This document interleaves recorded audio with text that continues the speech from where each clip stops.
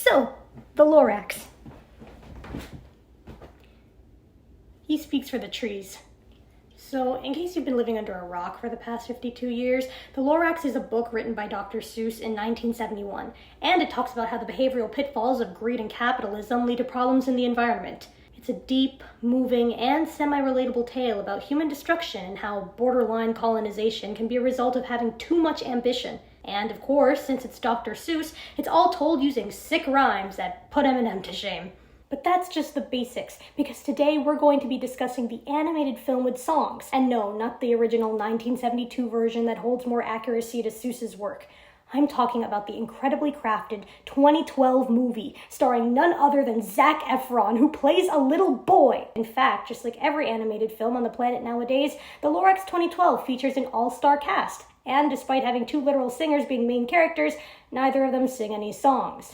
Instead, we're gifted with Andy Bernard's musical debut as he plays a fatherless hipster trying to make it big in the world. And how does he do that? By becoming Andrew Jackson reincarnated and recreating the Trail of Tears. But pshaw, enough about that. That's not what we're here for. If you've even glanced at the title, you know we're here for a full, in-depth review about the Lorax 2012, because after all, I'm going to be watching it every day for 7 straight days. I hate my life.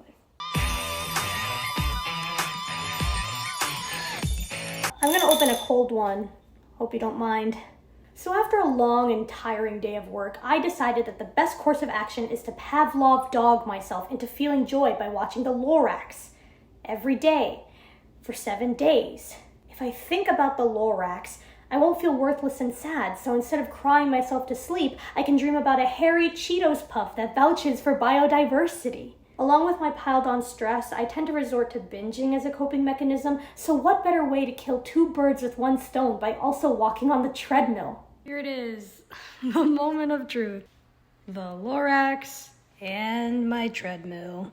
Now, I've actually seen this movie already. Again, it came out in 2012, so I was fortunate enough to see it in theaters as a bright-eyed 8-year-old with no concept of industrialism. And I actually watched parts of it not too long ago for one specific character. We'll unpack that later. So now it's time to watch it again.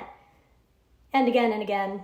Anyway, the movie focuses on Zephron's character named Ted, who wants to find a tree because his crush Audrey has an infatuation with them. That's because they live in a place called Thneedville, and granted, there's no trees in Thneedville, so it's a wonder that they're not all suffocating like fish out of water due to lack of oxygen. I'm kidding. Their survival depends on a capitalist named O'Hare, who is actually profiting by selling filtered air. So all in all, everyone in this town is doing just fine. Also, fish can apparently walk on land and have human teeth in this universe, so shriveled up blackened lungs should be the last of the town's worries. Regardless, Ted wants to get into Taylor Swift's pants, so his grandmother, Betty White, rest in peace, tells him to visit the Onceler in order to get a tree. Who's the Onceler? I am so glad you asked. The Onceler is actually the narrator of the original book, and even though the whole point is that he's a mystery man that represents all of us, Illumination made the executive decision to turn him into a hot colonizer, except he looks like he suffers from fetal alcohol syndrome. But it's okay, because he's a tall, skinny white boy who plays guitar and loves his mama, so that makes him automatically attractive by societal standards. And as a whitewashed American, I am obligated to completely agree. To shorten a 70-page tale, the Onceler chops down a tree to create the legendary creation known as the Thneed, a versatile garment of bourgeois defecation that somehow became a raging success. Thus, chopping down the tree brings the Lorax to fruition, and the light of our world, Danny DeVito, tells Ed Helms not to chop down any more trees. But does he listen? No. In fact, he's so dedicated, he makes a whole song about it.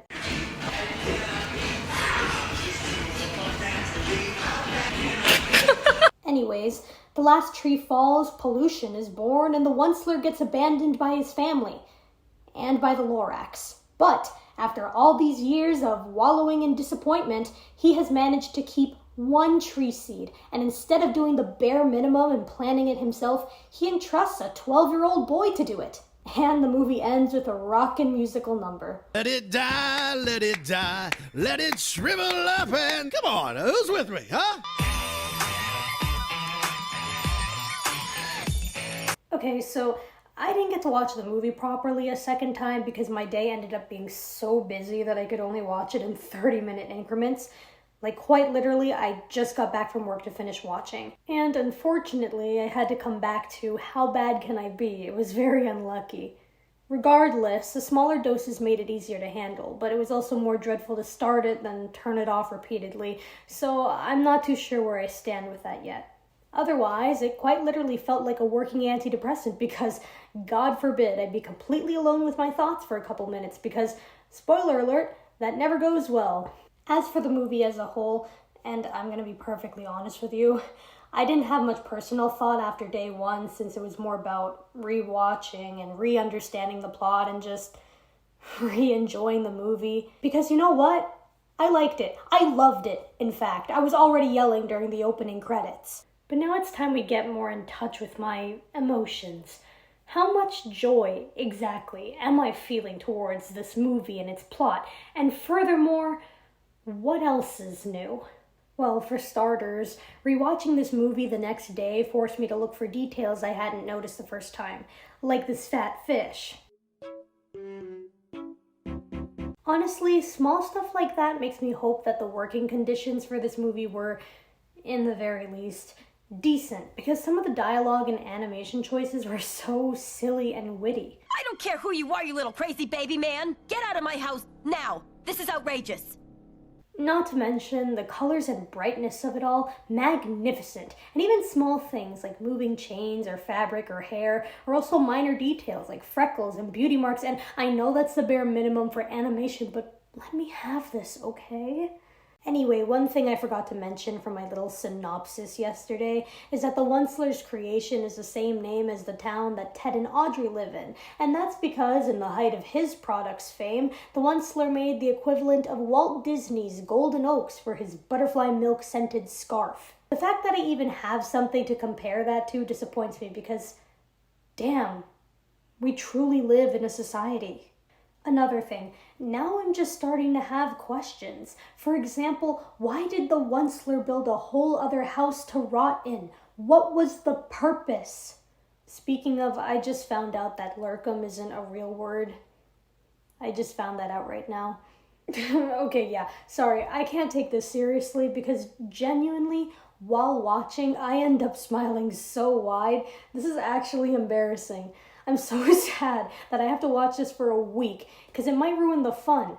Also, I just realized I have busy plans this weekend, so I'm gonna have to figure out a way to watch and record all of this. Well, stress about that aside, this whole mind manipulation might have already worked. I was dreading the idea of watching this for a week, but so far, these 2 times, I was completely hyped 20 minutes in. And my days have been emotionally crappy to boot. And it wasn't even necessarily from external factors. My mind is just a bit. Anyways, there were moments during the second time around that I was starting to feel existential dread that this is what would be keeping up my morale for the next few days.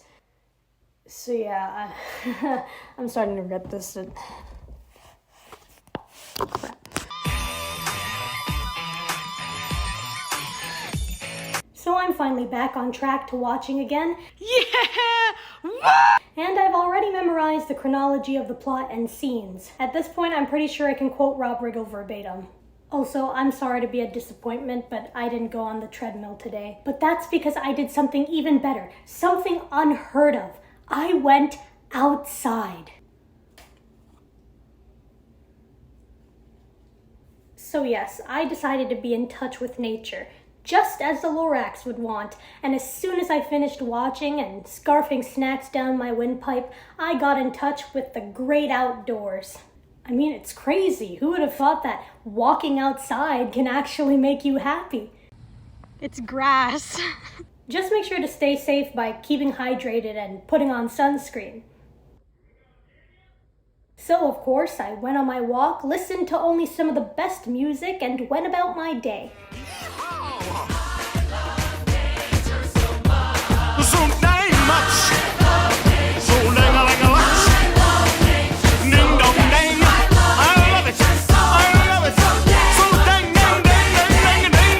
Oh, right, what did I think about the movie today? It was the same, nothing changed, I liked it, duh.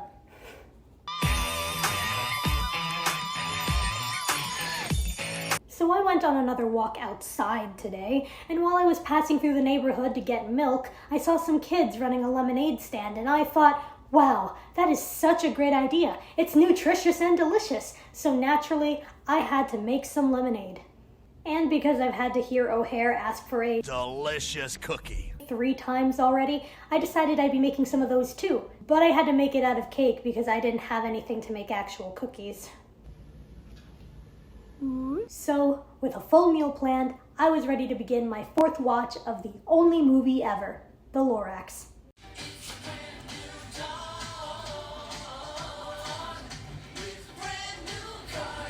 We're at the halfway point now, so I have something to confess. I think the Onceler is a cutie patootie. Now, look, you may be cringing at having to hear that, but I had to type, read, and say it, so my ordeal is far worse. I can feel my arteries clogging. And don't judge the fit, okay? I had to work with what I've got. The B stands for bad.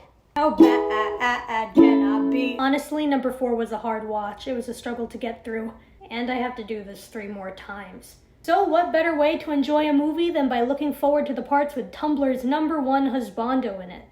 Anyways, on multiple occasions throughout these watches, every time the Onceler appeared on screen, I tried to scream and nothing would come out. I don't know, man, he's just so goofy, look at him. I shouldn't be proud to say this, but he's been on my simp list for years now. My dweeby little crush on him just decided to come back full force this month for no reason. Quite literally just over a year ago, I made a PowerPoint of fictional characters I have a crush on, and he was the first slide. Something that annoys me though, why are his gloves over his sleeves? It's so stupid and inconvenient, I feel like. Also, a fun fact about me is that he actually scared me as a child because I found tall people scary. Don't get me wrong, I still do. Like, where did you get all that height? Anyways, watching how bad can I be in a packed theater with 3D glasses and surround sound made it seem like he was gonna eat me. Double also, someone mentioned Onceler feet as an attempt to mock me, and now I can't watch the river scene normally anymore. I am very uncomfortable. It's strange though. I really don't know what it is about him. I mean, granted, yes, he is that ideal, strong, tall, husband material kind of guy. After all, he does silly little things like feed opium to the Chinese. I mean, feed marshmallows to the Swamis. So now our friendship can begin, hand in hand and wing and fin. And just for the record, he's just as adorable as an old man, okay? Isn't that the face of someone you want to grow old with? Don't you want to pinch those cheeks and feed him marshmallows? I'd buy all your needs. I'd replant all the trees so your business can keep growing forever.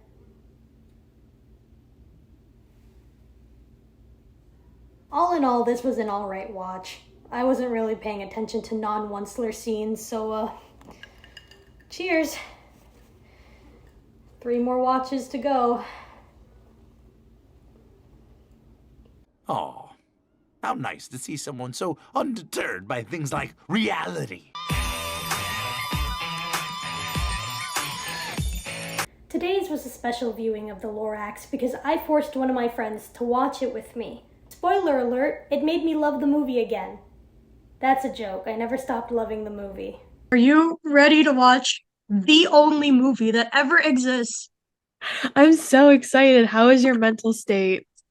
Dude, I watched this 4 times already! I even made sure to get some snacks for the movie night going, and of course, I just had to have hot chocolate with extra marshmallows. Do you think I overdid it?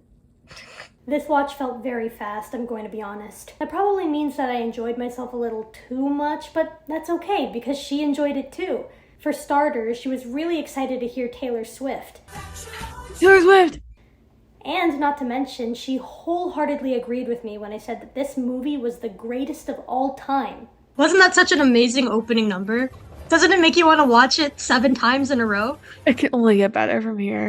It can only get better. And it did, of course. Let's start viewing things a bit more technically. So, obviously there are some scenes that feel a little close for comfort. Yummy, yummy. Or feel like a ride. Huh? And that's because this movie was practically made for theaters. 2012 was a prime time for children's 3D movies, and you can clearly see how some parts pander to that. I also watched it with headphones this time so I could hear everything a lot more clearly. Well. Besides the voice acting, the soundtrack is very clever in certain aspects. A most obvious example is the chase scene at the end of the movie. It's Thneedville, but some parts sound minor to make it more intense and sinister. The same goes for when the Onceler is drowning. It's his little, so now our friendship portion of This Is the Place.